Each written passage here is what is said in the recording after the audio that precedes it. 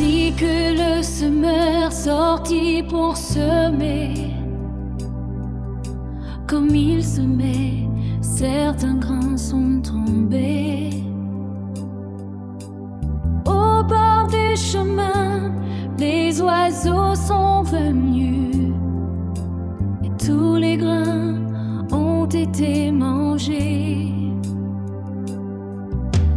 D'autres sont tombés sur le sol pierreux. Au nom du Père et du Fils et du Saint-Esprit. Amen. Frères et sœurs, nous sommes au 15e dimanche du temps ordinaire de l'année liturgique A. Les lectures de ce dimanche nous invitent à contempler un Dieu qui ne se lasse jamais de donner. Il donne sa parole comme la pluie donne l'eau à la terre. Il donne son esprit qui renouvelle toute la création. Il donne sa grâce avec une générosité qui dépasse nos calculs. Mais les paroles de cette liturgie nous rappellent aussi que le fruit de ce don dépend en grande partie de la qualité de notre accueil. Dieu ne cesse de semer. La question est donc moins de savoir s'il parle que de demander quel genre de terre sommes-nous devenus. De nos jours, les informations se succèdent à un rythme effréné et les sollicitations sont permanentes.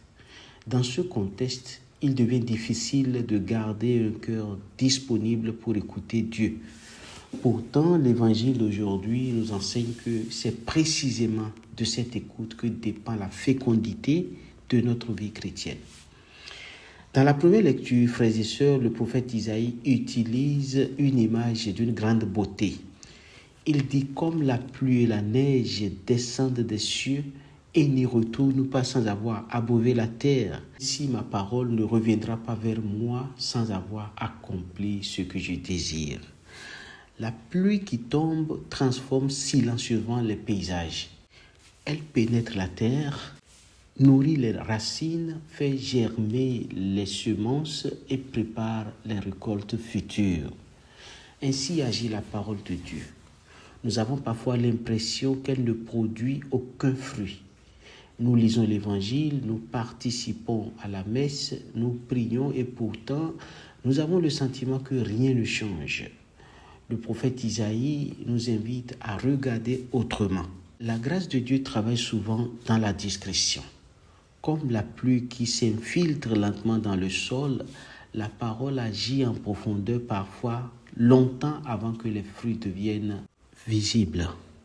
Cette certitude est particulièrement encourageante pour les parents qui transmettent la foi à leurs enfants, pour les prêtres, les catéchistes qui annoncent l'Évangile, pour ceux qui témoignent du Christ sans toujours voir les résultats de leurs efforts. Dieu seul connaît le moment où la semence portera son fruit. Cette lecture, chers frères et sœurs, nous rappelle également que la parole de Dieu possède une efficacité propre. Elle n'est pas une simple information ou un enseignement moral. Lorsqu'elle est accueillie avec foi, elle transforme le cœur, elle éclaire l'intelligence et renouvelle la vie. Le psaume responsoriel de ce dimanche chante la sollicitude du Seigneur. Il dit « Tu visites la terre et tu l'abreuves, tu la combles de richesses. » Dieu n'est pas un créateur lointain qui abandonne son œuvre après l'avoir mise en marche. Il continue à prendre soin de sa création par sa providence. Le psalmiste décrit ici avec émerveillement les sillons irrigués, les moissons abondantes, les collines recouvertes d'allégresse. Toute la nature devient une immense action de grâce au Seigneur. Cette vision biblique nous invite à retrouver un regard contemplatif positif sur le monde. Le ciel et la terre sont remplis de la gloire de Dieu. Il est temps que nous puissions la voir, cette gloire. Nous vivons à une époque où la création est souvent exploitée sans discernement. Pourtant, elle demeure un don confié à notre responsabilité. Respecter la création, protéger les ressources de la terre et éviter le gaspillage font partie de notre vocation de croyants. Nous sommes appelés donc à collaborer avec Dieu, non à détruire ce qu'il nous a confié. Dans la deuxième lecture d'aujourd'hui, chers frères et sœurs, Saint Paul élargit notre horizon. Il ne parle pas seulement de l'homme, il parle aussi de l'univers tout entier, la création qui attend impatiemment la révélation des fils de Dieu. Selon Saint Paul, le péché de l'homme a eu des conséquences qui dépassent sa seule personne. Toute la création porte aujourd'hui les marques d'un monde blessé. La souffrance, les catastrophes, les déséquilibres, la mort. Mais cette situation n'est pas définitive. L'apôtre compare l'attente que nous avons aux douleurs de l'enfantement. C'est une image très importante. Les douleurs de l'enfantement annoncent une naissance. Elles ne sont pas le signe de la mort, mais les prémices d'une vie nouvelle. Ainsi en est-il de notre monde. Les difficultés présentes ne doivent pas nous conduire au découragement ni au pessimisme. Dieu prépare une création renouvelée où toute chose retrouvera son harmonie. Paul ajoute que nous aussi, nous gémissons intérieurement. Nous connaissons tous cette expérience. Nous désirons aimer davantage, être plus fidèles, vivre davantage selon l'Évangile, mais nous faisons aussi l'expérience de nos limites. Pourtant, l'Esprit Saint est déjà à l'œuvre en nous. Nous vivons dans cette tension entre le déjà du salut reçu au baptême et le pas encore de son accomplissement définitif. Cette espérance donne aux chrétiens une force particulière. Il ne nie pas les difficultés du présent, mais il sait que Dieu conduit l'histoire vers une victoire certaine. Chers frères et sœurs, l'évangile de ce dimanche nous présente l'une des paraboles les plus célèbres de Jésus. Derrière la simplicité de la scène rurale que Jésus présente se cache un enseignement d'une profondeur extraordinaire. Jésus commence sa parabole par un détail qui pourrait nous sembler anodin. Le semeur sortit pour semer. Avant même de parler des différents terrains, Jésus attire l'attention d'abord sur le semeur lui-même. Ce semeur, naturellement, représente Dieu, mais aussi tous ceux qui annoncent la parole. Les parents, les éducateurs, les catéchistes, les prêtres, les missionnaires et tout chrétien appelé à témoigner de sa foi. Ce qui frappe d'abord dans notre parabole, c'est la générosité du semeur. Il ne choisit pas uniquement les endroits qui lui paraissent favorables. Il sème partout. À première vue, cela peut sembler peu raisonnable. Pourtant, cette abondance révèle quelque chose de Dieu. Il ne réserve pas sa grâce à quelques privilégiés. Sa parole est offerte à tous. Dieu ne cesse jamais de faire confiance à l'homme, même lorsque celui-ci semble peu disposé à l'écouter. La parabole nous invite donc à déplacer notre regard. Le problème n'est pas la qualité de la semence, car celle-ci est toujours excellente. La parole de Dieu est toujours excellente. Le problème n'est pas davantage le semeur, dont la générosité est sans limite. La différence vient du terrain. Autrement dit, la parole produit des effets différents selon les dispositions du cœur. Jésus parle d'abord des graines tombées au bord du chemin. Le sol est dur, piétiné, incapable de se laisser pénétrer par la semence. Les oiseaux viennent aussi l'emporter. Il existe des cœurs qui ressemblent à ce chemin. La parole les effleure sans jamais entrer en profondeur. L'habitude, l'indifférence ou les préjugés rendent le cœur imperméable. Aujourd'hui, cette situation peut prendre des formes très concrètes. On écoute de façon distraite l'Évangile sans lui laisser un temps de nous interpeller. Les multiples distractions, les bruits permanents des réseaux sociaux, l'accumulation d'informations et le manque de silence intérieur empêchent souvent la parole de Dieu de descendre jusqu'au cœur. Pour accueillir Dieu, il faut retrouver le goût du silence. La foi grandit là où le cœur accepte de s'arrêter pour écouter. Le deuxième terrain reçoit immédiatement la semence. Les premières pousses apparaissent immédiatement, mais elles se dessèchent dès que le soleil devient brûlant, faute de racines suffisantes. Eh bien, chers frères et sœurs, cette image décrit les personnes qui accueillent volontiers l'Évangile quand tout va bien. Elles éprouvent parfois une grande émotion spirituelle, mais leur foi demeure superficielle. Lorsque viennent les difficultés, les critiques ou les épreuves, elles abandonnent rapidement Jésus. Le Seigneur nous rappelle ici qu'une foi solide se construit dans la durée. Les racines spirituelles grandissent grâce à la prière quotidienne, à l'écoute régulière de la parole, au sacrement et à une vie chrétienne persévérante. Une foi qui ne continue pas à s'enraciner finit toujours par s'affaiblir. La troisième catégorie est sans doute la plus actuelle.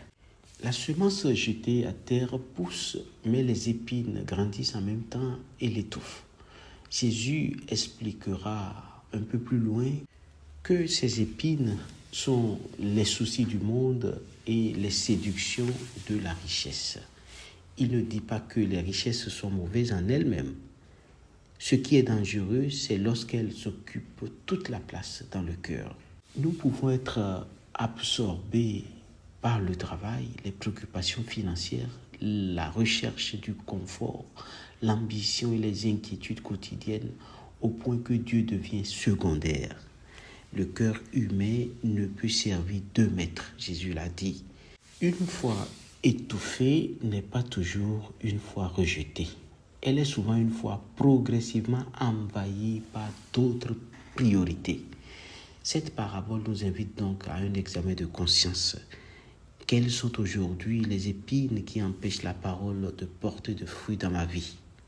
Enfin, Jésus raconte que certaines graines tombent dans une bonne terre. Il parle alors d'une récolte étonnante, 30, 60, voire 100 pour 1.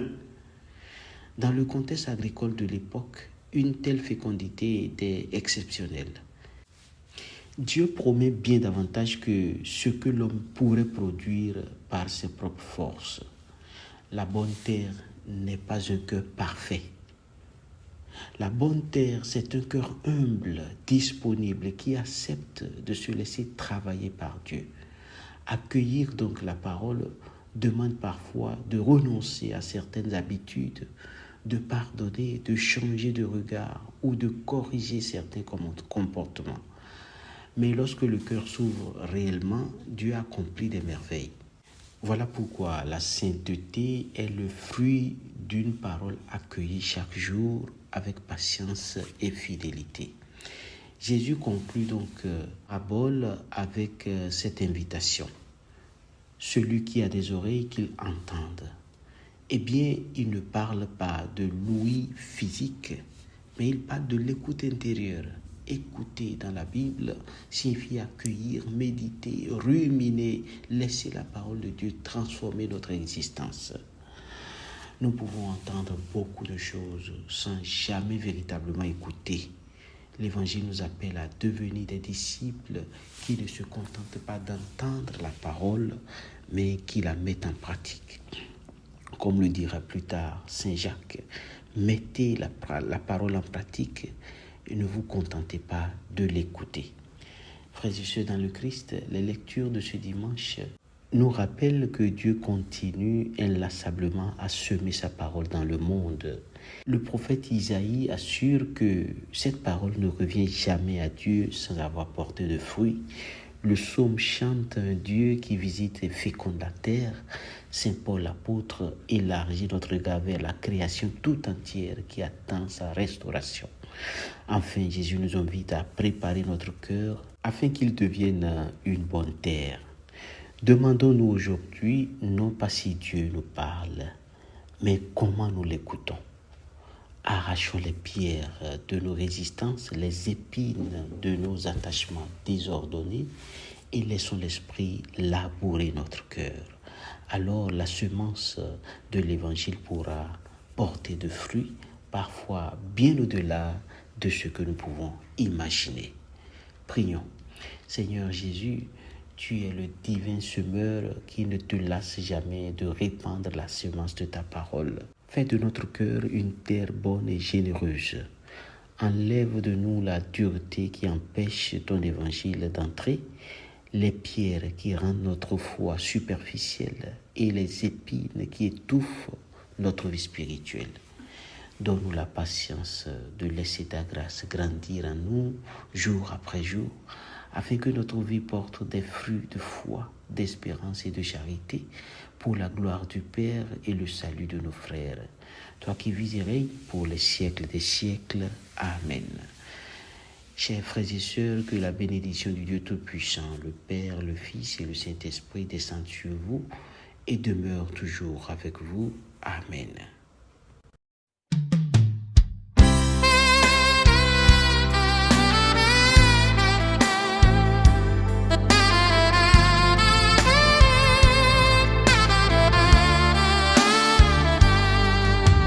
Ainsi que le semeur sortit pour semer, comme il semait, certains grains sont tombés au bord du chemin. Les oiseaux sont venus et tous les grains ont été mangés. D'autres sont tombés sur le sol pierreux, où la terre était peu profonde sous les cieux. Ils ont levé aussitôt sous le soleil brûlant, et sans racines, ils ont séché dans l'instant. D'autres grains sont tombés dans les ronces, les épines ont grandi, les étouffant sans réponse.